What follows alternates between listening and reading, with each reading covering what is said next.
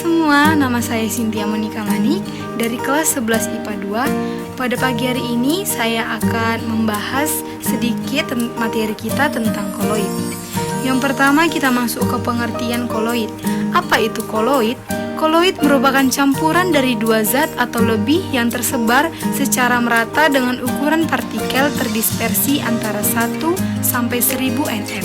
Sedangkan sistem koloid adalah bentuk campuran yang keadaannya terletak di antara larutan dan suspensi yang memiliki sifat-sifat yang khas. Kita masuk ke jenis-jenis koloid. Yang pertama ada aerosol. Aerosol merupakan jenis koloid di mana fase terdispersinya berupa zat padat atau zat cair dan medium pendispersinya berupa gas. Jika fase terdispersinya padat, maka disebut aerosol padat. Jika fase terdispersinya cair, maka disebut aerosi cair.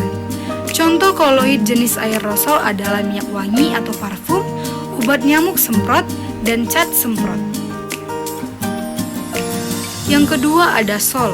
Sol adalah jenis koloid di mana fase terdispersinya berupa zat padat, sedangkan medium pendispersinya berupa zat cair atau zat padat. Jika medium pendispersinya zat padat, disebut sol padat. Contoh koloid jenis sol cair adalah tinta, sol belerang, dan sol emas. Contoh sol padat adalah kaca hitam, intan hitam, dan paduan logam. Yang ketiga ada emulsi. Emulsi adalah jenis koloid di mana fase terdispersinya zat cair dan medium pendispersinya juga zat cair. Lalu, apa bedanya dengan larutan? Pada emulsi, kedua zat cair tidak saling melarutkan. Hal itu karena adanya peran zat pengemulsi. Contoh emulsi adalah kasein di dalam susu, kuning telur, santan, dan juga mayones. Yang keempat ada buih. Buih merupakan jenis koloid di mana fase terdispersinya berupa gas, sementara medium pendispersinya berupa zat cair. Jika medium pendispersinya berupa zat padat, maka disebut buih padat. Contoh koloid jenis buih ini adalah sabun, deterjen, karet busa atau buih padat, dan batu apung atau buih padat. Yang kelima ada gel. Gel merupakan jenis koloid yang terbentuk dari campuran zat padat dan zat cair. Gel terbentuk karena fase terdispersi mampu mengadsorpsi medium pendispersinya. Contoh gel adalah agar-agar, lem kanji, selai, gelatin, gel sabun, dan gel silika. Berdasarkan sifat elastisitasnya, gel dibagi menjadi dua, yaitu gel elastis dan gel non-elastis. Berikut kita masuk ke sifat-sifat koloid. Yang pertama ada efek Tyndall. Efek Tyndall ditemukan oleh seorang ilmuwan asal Inggris, yaitu John Tyndall. Efek Tyndall merupakan gejala terhamburnya berkas sinar atau cahaya oleh partikel koloid. Oleh karena itu, efek ini bisa digunakan untuk membedakan antara koloid dan larutan. Yang kedua ada gerak Brown. Pada tahun 1827, seorang botanis asal Skotlandia, yaitu Robert Brown, berhasil mengamati gerakan partikel koloid. Pengamatan itu membuktikan bahwa partikel koloid tidak pernah berada pada kondisi stasioner atau diam, melainkan akan bergerak dengan lintasan lurus dan arahnya tak menentu. Yang ketiga ada adsorpsi. Adsorpsi merupakan peristiwa terserapnya ion atau senyawa lain oleh permukaan koloid. Contohnya, saat kuiperian menjernihkan air menggunakan tawas. Tawas digunakan sebagai penjernih air karena memiliki kemampuan untuk menyerap polutan di dalam air. Yang keempat, muatan koloid. Koloid dibedakan menjadi dua berdasarkan muatannya, yaitu koloid bermuatan positif dan koloid bermuatan negatif. Yang kelima, koagulasi koloid. Koagulasi merupakan peristiwa menggumpalnya koloid membentuk endapan.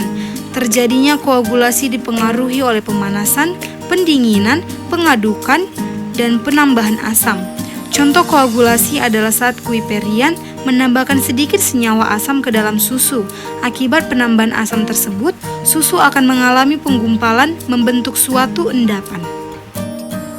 Baik teman-teman, sifat-sifat koloid masih banyak juga yang lain, cuman yang saya bahas cuman 5 saja.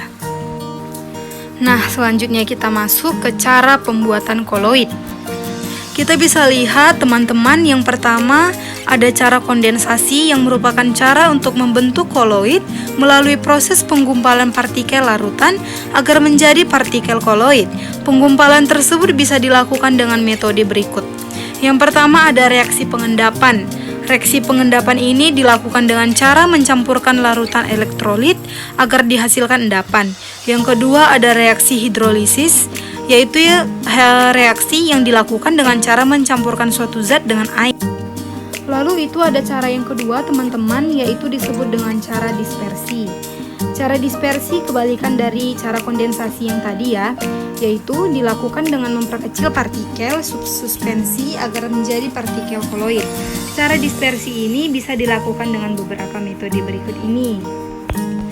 Cara yang pertama yaitu cara mekanik. Pembuatan koloid dengan cara mekanik ini dilakukan menggunakan penggilingan atau pengerusan partikel suspensi. Yang kedua ada cara peptisasi. Koloid bisa dibentuk melalui proses peptisasi, yaitu dengan menambahkan ion sejenis sehingga partikel endapan akan mengalami pemecahan oleh zat kimia. Adapun contoh peptisasi yaitu sebagai berikut. Nah, yang pertama itu ada Sol FeOH3 dipeptisasi oleh FeCl3. Yang kedua ada Sol NiS dipeptisasi oleh H2S. Yang ketiga ada karet dipeptisasi oleh bensin. Lalu, cara yang ketiga yaitu cara busur Braidia atau Braidik. Cara busur Braidia dilakukan dengan mencelupkan 2 kawat logam yang dialiri arus listrik ke dalam air. Dengan demikian, kawat tersebut akan membentuk partikel koloid berupa debu di dalam air. Yang keempat ada cara ultrasonik.